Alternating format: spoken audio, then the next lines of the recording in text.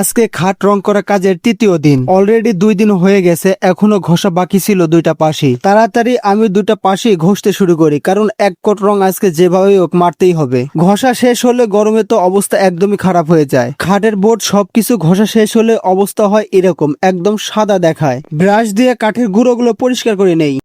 খাটের আমার মোটামুটি ঘষা শেষ, এখন হলো রং করব। তো রং করার পর পরবর্তীতে কিরকম কালার আসে আপনাদের সেটা কমেন্টে জানাবেন অবশ্যই। খাটের বোর্ড পরিষ্কার করা শেষ হলে আমি রংটা বানিয়ে নেই। 5-6 রকমের রং অ্যাডজাস্ট করে তারপরে এই রংগুলো বানাতে হয়। এরপরে আমি প্রথম কোট রংটা মারতে থাকি। অনেকে হয়তোবা জানেন না বার্নিশ রং কিভাবে করে। এই যে প্রথম কোট রং মারলাম, এরপরে কিন্তু এই বোর্ডটা আবার ঘষতে হবে, তারপরে আবার কিন্তু রং করতে হবে। যতক্ষণ পর্যন্ত ফিনিশিং কালার না আসে ততক্ষণ পর্যন্ত ঘষতে হবে আর রং করতে হবে, এই সিস্টেম। প্রথম কোট রং মারার পরে এই অবস্থায় এসেছে। একটা খাট রং করে ফিনিশিং এ আনতে মোটামুটি 4 দিন সময় লাগবে। এখানে আমি 2টা খাটের কাজ করতেছি। এক কোট রং মারা হলে খাটটা আবার আমি ঘষতে থাকি, আর বার্নিশ কাজগুলো এভাবেই করতে হয়।